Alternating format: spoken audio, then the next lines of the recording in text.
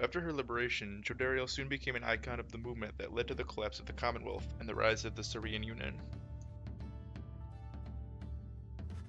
Her military prowess and experience led to key victories in clashes against Commonwealth loyalists. Each time she was able to subdue the opposition, avoiding lethal force. In the uncertain times that followed, Jodariel's seasoned expertise often came into play in both matters of security and of state. For instance, she conscripted and trained a team of volunteers in public safety. The community did not know what to make of such a cordial bunch at first, but soon came to value their service. They have stood for the people ever since, and we celebrate their founding day each year. She remained close with Hedwyn all throughout this experience, and they supported each other through their struggles many, many times. She often had to stop herself from fearing for Faye, whom she had tried to look after as much as possible on the downside. Soon, she would reassure herself that Faye was very capable of surviving on her own, and in fact, she was not mistaken. She continued training on her own, a regimen that grew stricter with each passing year. There were those who sought to train with her, and she sometimes obliged. There remained one other constant in her life. She would always remember her days among the Nightwings, and with fondness for the most part. Holy shit, might be here for a minute. Literally get like a prologue for every character. That's pretty cool though. I guess we'll do the anointed ones first. After his liberation, Hedwyn was instrumental in the events leading to the fall of the Commonwealth, and it was vital to the outcome of the plan. He was the one who led the raid on the stronghold where Archjustice Antraboles the Ninth was holed up when the fighting grew fierce. With him, and then thereafter, was one of the winged harps of the High Wing remnants, later identified as Fakini Shang. Their bond was vital to the peace that followed. In all his days as a leader in the Syrian Union, Hedwyn often confided in his friend Jodariel. Despite her intense manner, there was no one whom he trusted more in times when circumspection was required. Hedwyn would often think back about the vow he made at the beginning of his quest for freedom. Although he cherished all the friendships he made, he had pledged to Jodariel, Rookie Greentail, and the Reader of the Nightwings that they might all be free again together. He had broken that vow, for in the end, not all of them were able to return. A terrible guilt over this darkened his mood for a time.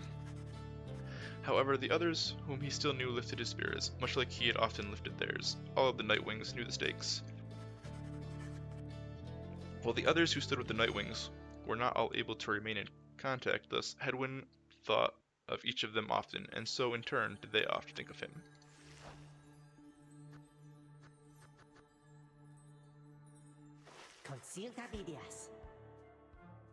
After Rookie Greentail earned back his freedom, he returned to a lavish welcome ceremony in the Commonwealth, as was the tendency for liberated exiles. It was everything he could have hoped for, and soon he was well off, surrounded by luxury, and choosing between various exciting opportunities. However, he must have given in to his better judgment, as he did end up siding with Fulford Sandalwood's revolutionary forces, as he promised. On the night of the scribe's return, Greentail kept busy barking orders to Fulford's agent as the situation grew tenser. He took rather well to leadership. When the dawn finally came, and it became clear that the Commonwealth that everybody knew would be no more, he realized many new opportunities awaited. He began quite a lucrative career for himself, manufacturing and selling replica merchandise inspired by the downside. His main struggle was to meet demand. An aspect of his conscience cautioned him against making light of such a thing, but the money was too good, and soon his family was as well off as he always said. One of his orders of business was to seek out one of his old companions, Pamela Thern, to whom he took a liking during their quest for freedom. They bonded further over love of drink and supported one another through uncertain times that lay in store. Greentail always did his best to keep in touch with his many friends, and they knew he owed his fortunes to them. He made a special point of staying close with the group of friends he came to know so well during his time with the Nightwings, whoever they were, or wherever they were. And they shared a special understanding that put even Greentail at a loss for words sometimes.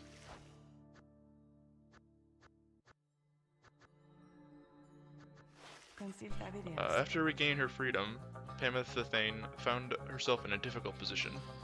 Having once betrayed her people of the High Wing remnants, she knew that she would not be welcome in her native home.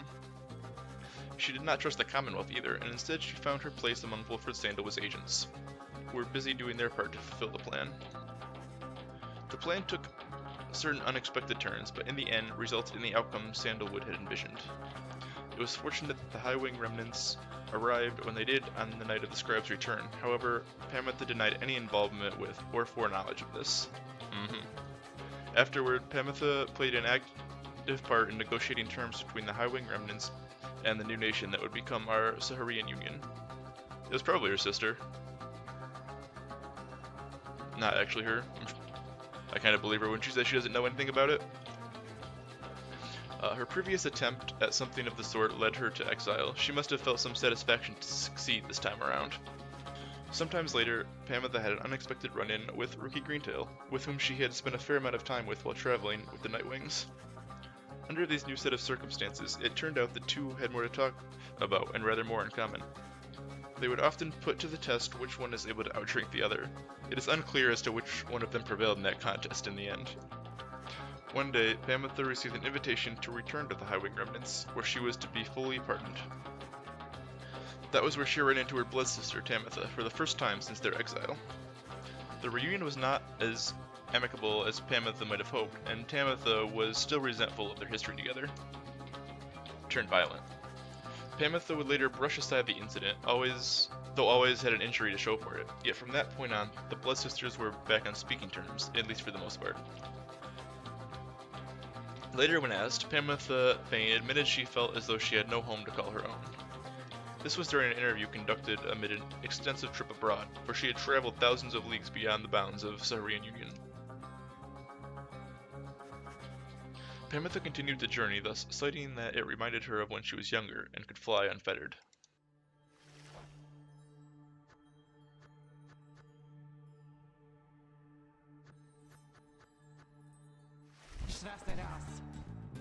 As soon as possible after Tamitha Thane earned back her liberty, she rejoined her sisters of the High Wing remnants in the mountains north of the Commonwealth.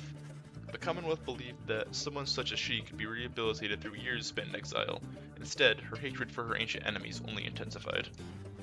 On the night of the Scribe's return, the High Wing remnants were poised to strike the Commonwealth in a decisive blow. They had received credible intelligence about the expected positions of the Commonwealth leadership, and the specific weaknesses in the blood-border defenses anticipated that night. After a surgical procedure, Tamitha could fly again, almost as well as prior to her exile. She insisted on spearheading the attack with a squadron of the Harp's finest. They descended on their forces exactly as planned. The chaos that had risen in the streets of the Commonwealth that night made for an optimal diversion. Nonetheless, the battle took its toll. Many of Tamitha's sisters fell. She herself sustained many grievous wounds, but ignored them all and fought with a terrible fury. By dawn, the leaders of the Commonwealth had been eliminated, and Tamitha was limping back towards the mountain. She would never fly again. Soon after the fall of the Commonwealth, Tamitha attended a debriefing in which her blood sister Pamitha was also in attendance. Tamitha was very skeptical that Pamitha could have played a beneficial role in the preceding events and lashed out at her. Pamitha made no attempt to elude the attack and was struck full on. This cost Pamitha the use of her right wing, yet after she recovered, she shrugged the incident aside and said maybe they would call it even now. From that point on, the blood sisters kept a formal distance, but were cordial with each other. After the rise of the Saharian Union, Tamitha Thane continued to serve as flight tactician and remained respected and feared even among her kind. However, without a war to wage, she grew more distant even than usual. Those closest to her surmised that her inability to reconcile with her blood sister was at the heart of this, though for her part, Tamitha never once admitted to any such weakness.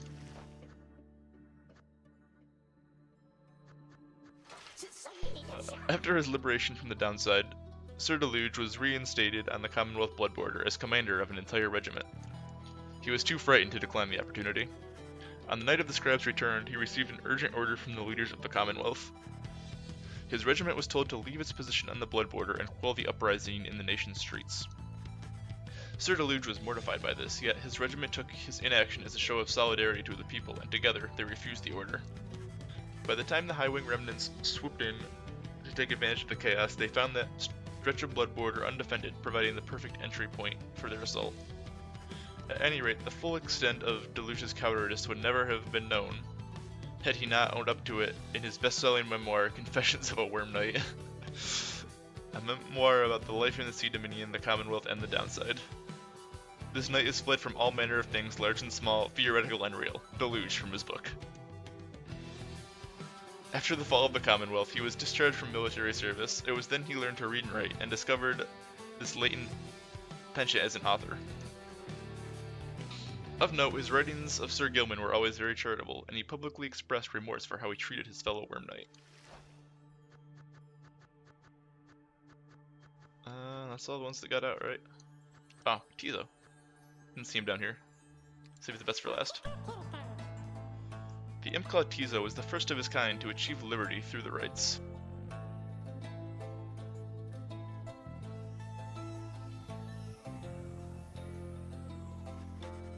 While he was not the only imp trained in the ways of the scribes, imps are native to the downside and thus care not for traveling abroad. This made them useful to triumvirates. Yet Tizo had a different calling, and the Nightwings believed that he too could play a key part in Wilfred Sandalwood's plan. During the night of Scribe's return, he stood out to the populace as something of a miracle. They had only heard of the downside imps before, from legends of Hay of the Swallow. Afterwards, he became something of an icon, representing both the fall of the Commonwealth and the beginning of a new era. Wilfred would sometimes send him little gifts all the way from the downside. Despite the insurmountable distance between them, their friendship proved more than resilient. Tizo often missed his interactions with the Reader of the Nightwings. They had quickly built quite a rapport back in the downside, and Tizo would often express wistful gratitude for all his time conducting the rites alongside the Nightwings, who made such sacrifices for him. Other than that, Tizo was diligent about his role as something of a living artifact, and helped interpret for the messenger imps that relayed news to and from the downside. Despite having gained significant celebrity, he never let it go to his head. Although he did take full advantage of his access to the Saurians Union's fishing industry. Tizo gets to eat all the fish now.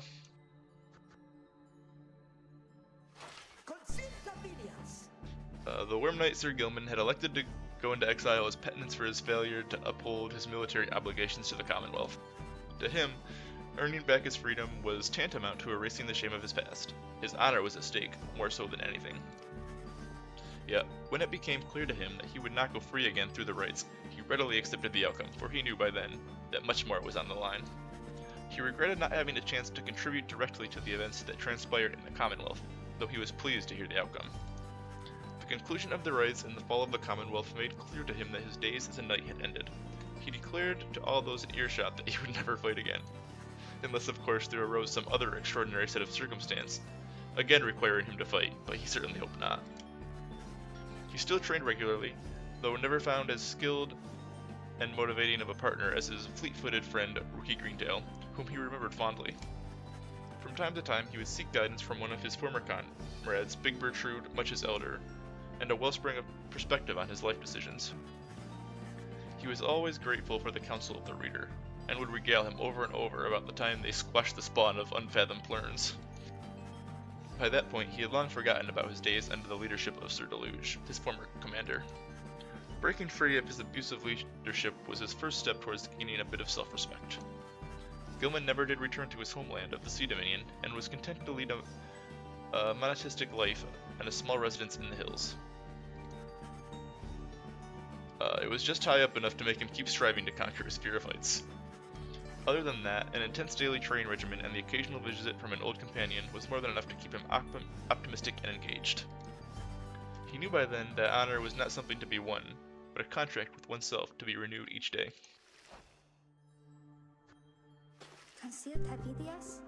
Long after the rites had ended, Faye admitted that she knew well before the fact that she would not be going home again.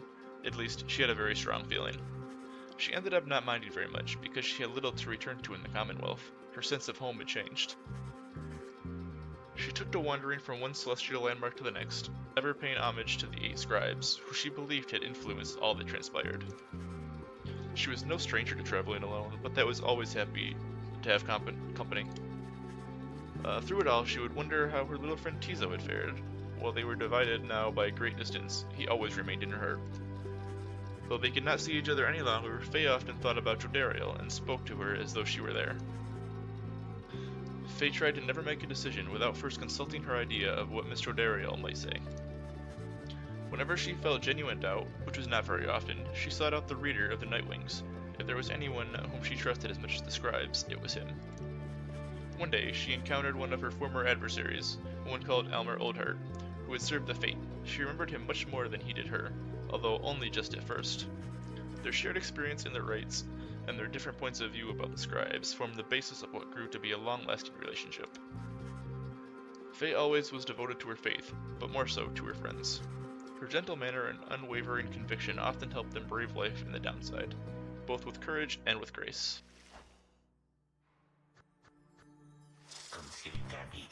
Several exiles of the Nightwings cared more for the plan of Sandalwood than to return home from the downside. The crone called Big Bertrude was a prime example. She had found a suitable environment to live within the dismal region known as Flagging Hands. There she had built up a thriving place of business known to many exiles in the land. With the rites having ended, she returned to her preoccupations, working away almost as though nothing had happened. When one gets to be more than 400 years of age, perhaps then even monumental events such as the culmination of the rites or the collapse of the Commonwealth are seen as trifling matters. Much of her effort was doubtless due to the influence of Sandalwood, someone whom she had admired now for decades. He had made clear that he could not requite the feelings for him, but what could have been a hurtful dismissal led only to a deeper understanding between them. By and large, Bertrude kept focused on her work. Whether casting small enchantments or imbuing talismans, the work brought her a sense of purpose, she would say. In the Commonwealth, such services were strictly forbidden, but on the downside, there was a real need for simple luxuries, which the competing slug market could not always provide. Thus did Big Bertrude continue to live up to her name, and the tales of her days with the Nightwings made her that much more the living legend.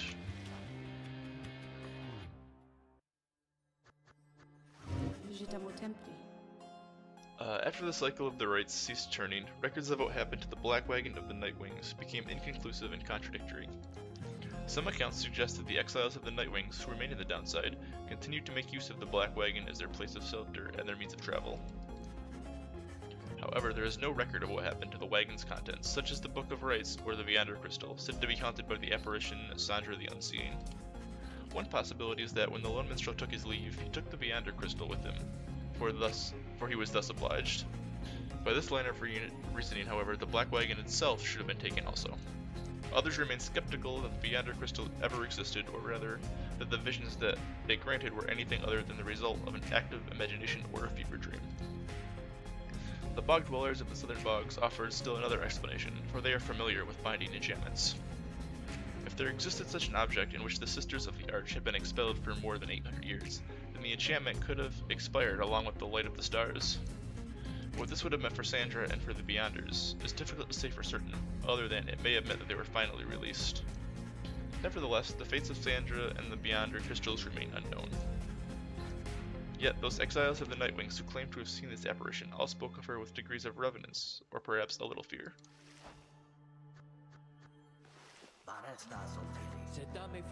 As the cycle of the rites drew to a close, it grew evident that a chance at freedom from the downside had forever slipped from Delbert and Elmer's Oldheart's grasp. Thus, they and the exiles of the Fate returned to Yormer Valley. There they struggled to get by, as exiles of the downside tend to do.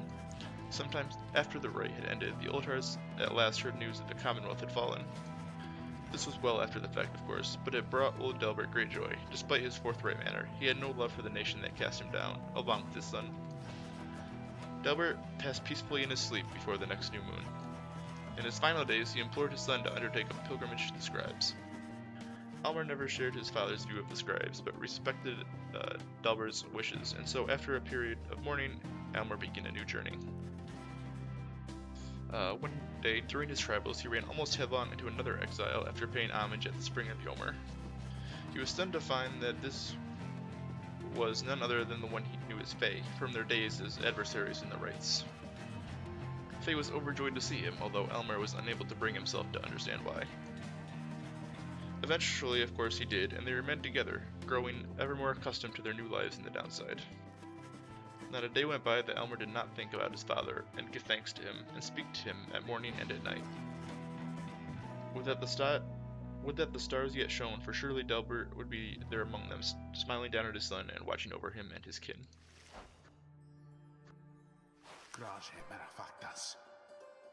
After the final liberation rite, Lendl refused to believe that the rites had truly ended. He would sit through night after consecutive nights, staring into the blackness of the sky, awaiting any kind of sign that he might gain another chance at freedom. No such sign ever came. His fellow accusers started to express concern for him. Survival had become their top priority once liberty had slipped from their grasp. But Lendl dismissed them as weak fools. He insisted rather forcibly that any evening now, the stars would shine for him again, and mark the way towards his inevitable freedom. He was of course mistaken. The others in his triumvirate were left with little choice but to abandon him. After that, the exile known as Lendl the Liar was never seen again. However, there have since been sightings of a bedraggled demon who wanders the downside and bears Lendl's cruel countenance, suggesting he yet lives.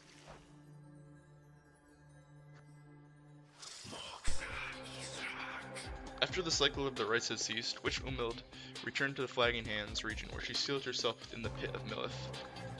There, even her fellow exiles of the Withdrawn allegedly grew unnerved after a time, and left her to her vile work. Sometime later, the pit of Millith erupted into flame. So intense was this conflagration that it could be seen all the way from Yormer Valley. Arson was suspected, though the cause was never verified, and many bog dwellers in the region were forced to flee. A tempest blowing from the north finally quenched the flames. When at last the ashes settled and the grounds had cooled, the site of the fire was scarred beyond recognition. No trace of Witch Umild could be found.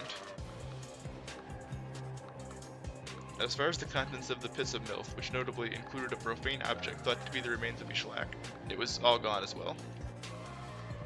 Back in the Saurian Union, Umild's repeated threats to the return of Ishlak were thoroughly investigated, and no credence was found to any of her claims. No Cthulhu for you. Best theme song? Barker Ashpaws never had much interest in returning to the Commonwealth, for he always found its bylaws to be so stifling. So when the rites ended, he did not care at first. He soon grew very bored. The rites had given his life a certain sense of structure he had always needed. He missed the raw anticipation of it all. He decided to continue conducting the rites for the thrill of it. He bent some of the rules and replaced some of the objects, but it was close enough. His packmates, the dissidents, proved more than happy to participate, and thus they ran against each other back in Yormer Valley. Gradually, other exiles familiar with the rites, as well as those who had not heard of it at all, started to take an interest. They ended up giving Barker Ashpaws healthy competition. His old feud with Rookie Greentail ceased meaning anything to him, and he forgot all about it amid his new pursuits. Ultimately, even Barker Ashpaws, who had led such a directionless existence to that point, found something of a calling through the rites. Whether he took the rites less seriously than any other exile of his time or more, was often debated by those who watched him work.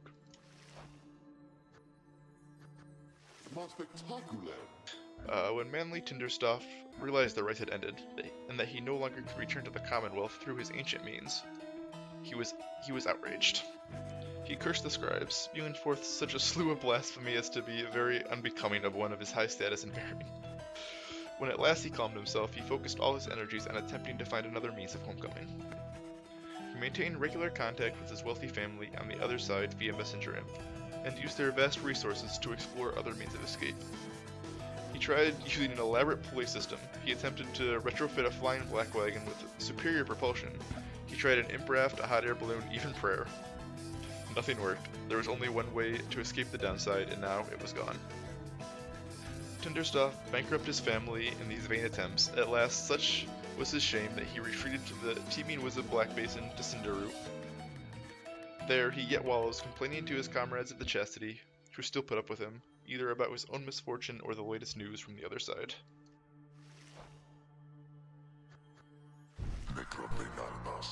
Once it became clear to Igdarius that the rites were drawing to a close, he knew that it was time for him and the Tempers to call it quits. But first, he and the Tempers decided to celebrate, and that they did for many, many nights. The revelry did eventually subside. The exiles parted amicably and went their separate ways. He roamed the downside, then searching for some meaning in his life, sometimes taking odd jobs requiring his brute strength. He never remained alone for very long, and took on many lovers in his time. However, he sometimes thought about the one he had called Curly Horns and what became of her.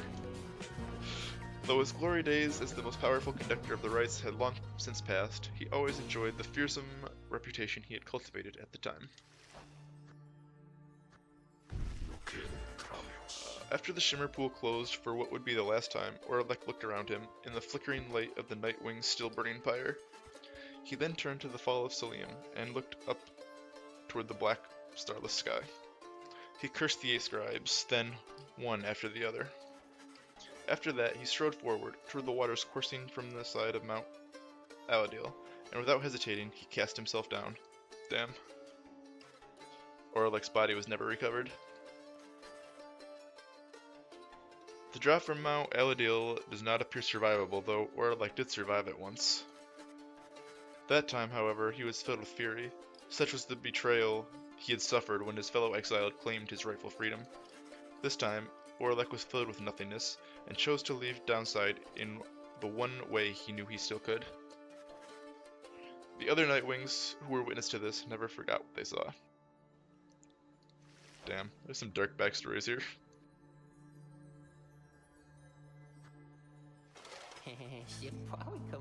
With the rites drawn to a close, the Slug Market's revenues fell precipitously, and Falconrond was forced to liquidate his assets and close up shop. Yet, as is sometimes the case with those of an entrepreneurial leaning, this time of hardship led to an epiphany, or at least a sudden change of fortune. One day, Falconrond had a run-in with a messenger imp bearing news from the other side. Ron gave to it one of its remaining trinkets which could not be sold. The following week, the messenger imp returned to him bearing a tidy sum of wealth, in newly minted coinage from the Saharian Union. Falconrond cut a long-term deal with the messenger imp then and there. Though his trade remained a gray area from a legal standpoint in the Saharian Union, the newfound fame of the Downside caused Falconrond's goods to explode in popularity. He later signed an elaborate agreement with Big Bertrude's and found a distribution partner on the other side through He Greentail, whose own business had expanded. Especially in the Saharian Union, Falconrond's goods are still known for their superior quality, though he assumes no liability for any side effects.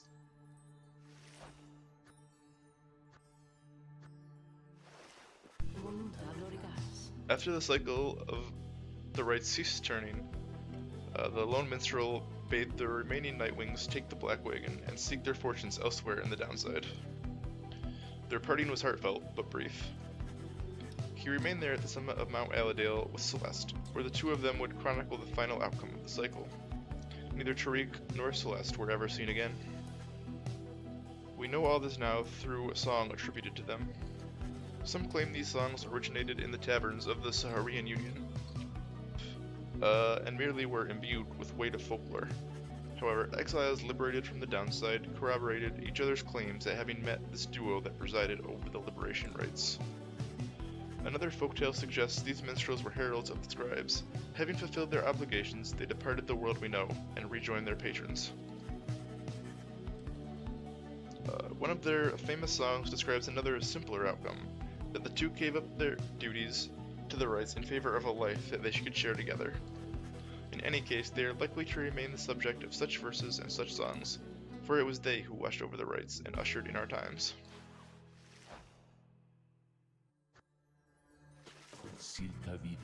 When the cycle of the rites ceased turning, Fulford Sandalwood turned towards the starless sky and closed his eyes and prayed.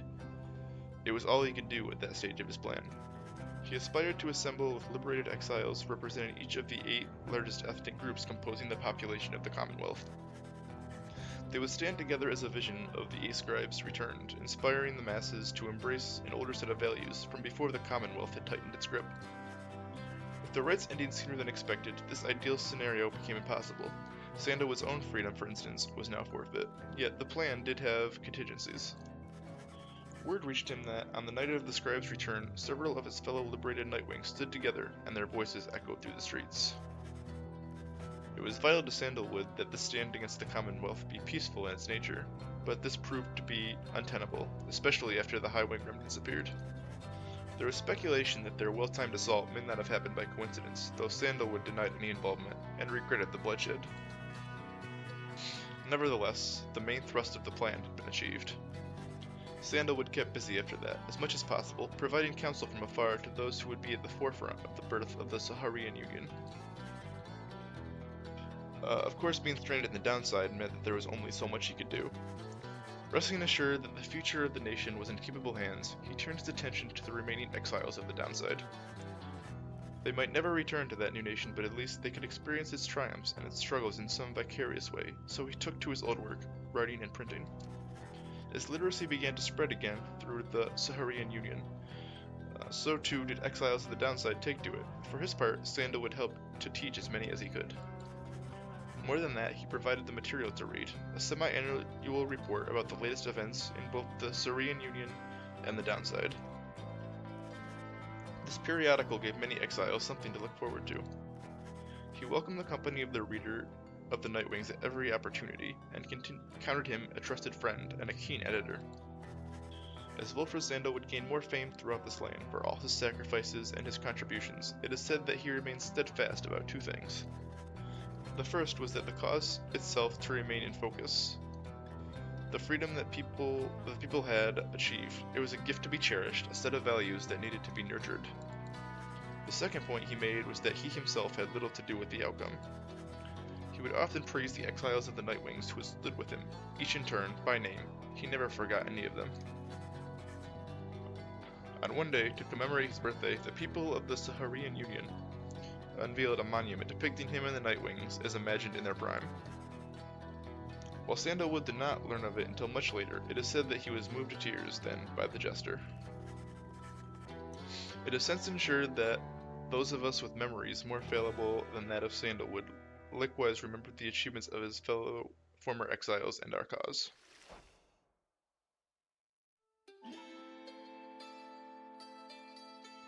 There is one more account which warrants mention. The Nightwings conducted their rites under the guidance of a reader. Little is known of him. However, some accounts of him begin to paint a picture. We know he was of common birth, always directionless and prone to misremembering at times. The journey to the downside left him close to death. It was then that the Nightwings found him. They brought him from the brink. He showed them the path. He pressed onward with the others, longing always to regain his freedom. Thus did the cycle of the rites commence its final turns. When the final rite arrived, the reader's freedom was at stake. In the end, however, he remained in exile. From that point on, accounts of him diverge. It is said the voice which troubled him he never heard again. Some say he sailed across the Sea of Solace. Though whether that is true, only he knows. Someday, perhaps that reader's own star shall emerge. Then it shall pierce the dark of night in all its brilliant glory. Until such a time and ever after, all of us give thanks. Yeah, I liberated Pamitha last, or Pamitha. And then I sent her home, instead of myself or Orlick.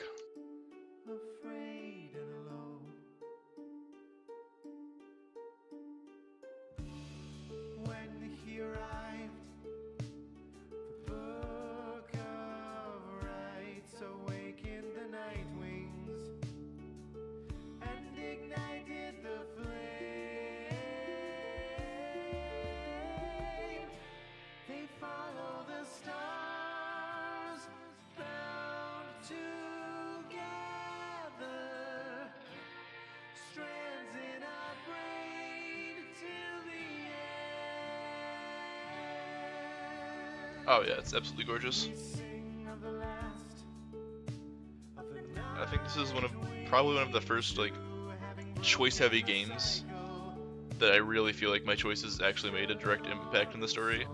Like, I want to play through this again just to see all the different outcomes you can have, just depending on who you sent home when, and all the choices you have to make.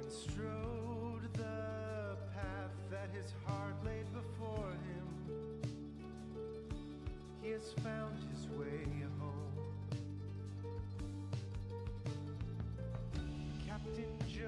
Ariel, mother to many a foundling. She has found her way home.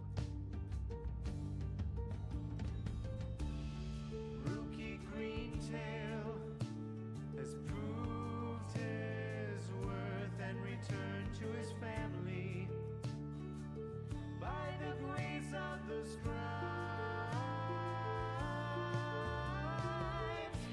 They follow the stars, bound together, strands in a braid till the end. The moon-touched girl feels the scribes in the heart of the downside. She remained to the end. Tizo prevailed, first of his lowly kind, to ascend from the downside. He has found a new home. I have so much to say, but I don't want to talk over this. Duty bound to water the night wings. He remains to the end. Pameth the Thane, having pleased the scribe, seeking only forgiveness, she has found her way home. They follow the stars, bound together, strands in a braid till the end. Bound together, spirits tether, strands unbroken, scribes awoken. The great mastermind, Wolfred Sandalwood, saw his plans turn to action. He remained till the end. The bog dweller Bertrude kept their foes at bay with her finest enchantments. She remained till the end. The reader at last made the night wings whole, having bound them together. He remained till the end. They follow the stars, bound together,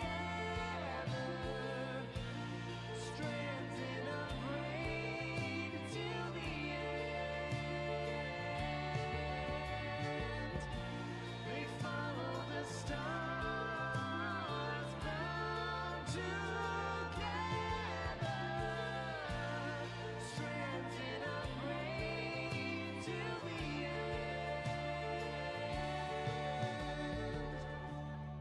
Now at the end, as we bid farewell and return to the stars, we shall find our way home.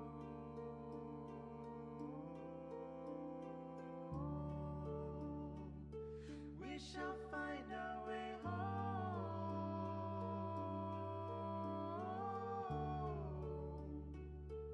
We shall find our way home.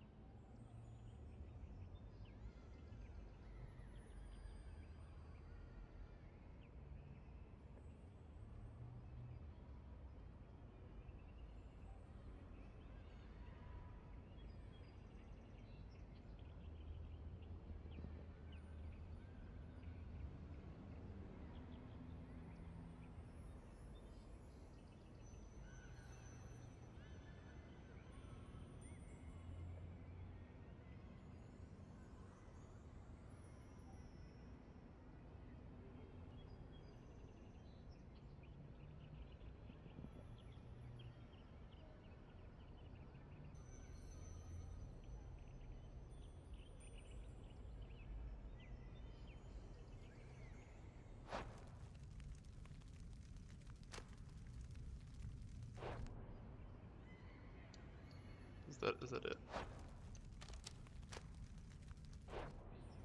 Just this?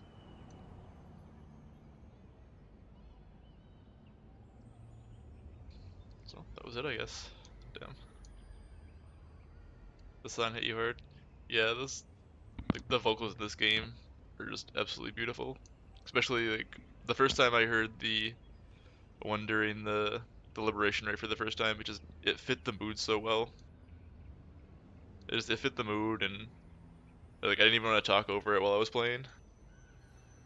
And then that one, obviously, like just telling the stories and everything. So that was Pyre. Quite the adventure, but yeah, beautiful game. And even if you watch me play through it, or you watch someone play through it, I still think it's worth playing through just because of how much of a different experience you could probably get by your decision making.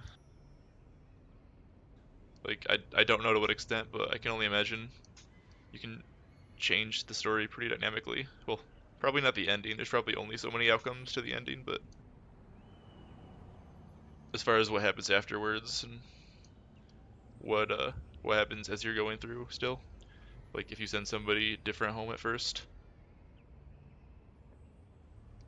it's gonna have a lot different impacts on your interactions as you go through.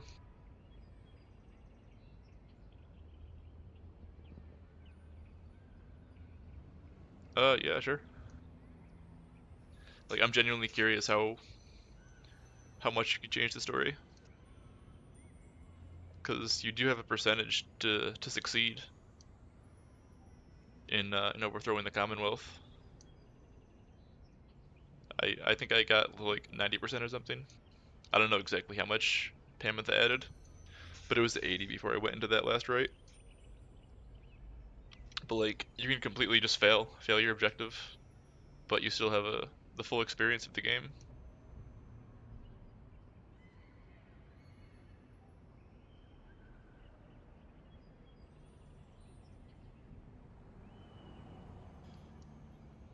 Yeah, to liberate some of them, you actually have to really go out of your way, I think, to make sure they participate in enough rites.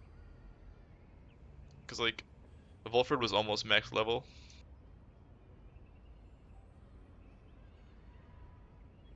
but I still couldn't liberate him even at the last rite. So I'm curious how that would turn out if you liberate Volfred.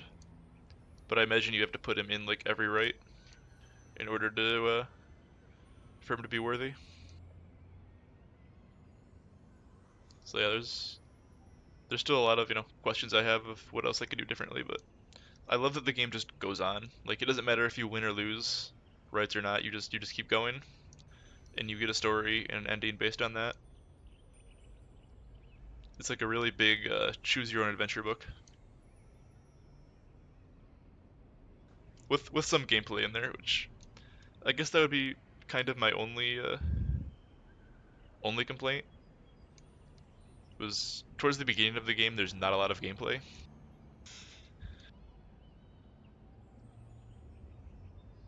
I mean, it feels good when you play it, but I was saying earlier, like it took me a while to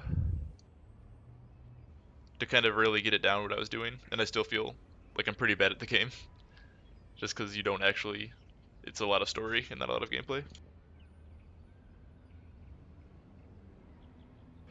Oh yeah, I remember that too. When Wilfred's like, "Oh no, readers can't leave because you don't participate in the rights."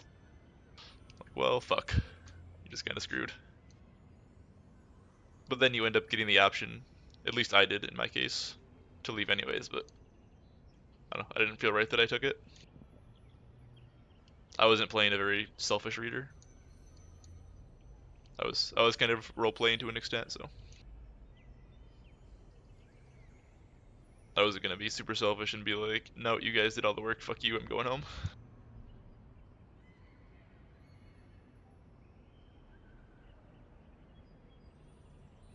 So yeah, I do think that's gonna do it for me tonight. I didn't plan on playing this all the way through, but I just got really into it. Oh yeah, PvP would be, I think, really interesting for this game. Because the AI to me seemed a little wonky at some points. Like, either they were super good or you could just destroy them pretty easily. But just the amount of builds and stuff and the trinkets you could use in PvP, I think it would be interesting if they added online multiplayer, and I would definitely check it out because I think that'd be a lot of fun. They do have PvP, but it's local only, which doesn't really do you a lot of good. But I don't know, maybe someday they'll add it. Who knows? I would definitely play that. So I think it would be very interesting, and I feel like I would probably get my ass kicked, so I would have to get good. But yeah, that is gonna do it for me tonight. Sorry, no Darkest Dungeon, but we finished up Pyre instead, which I think was worth it. Cause yeah, beautiful game. I definitely one of the best games I've played in a while. Just you can tell just how much they handcrafted and how much they cared for their baby. It was definitely their baby. It was definitely a lot of work they put into it. So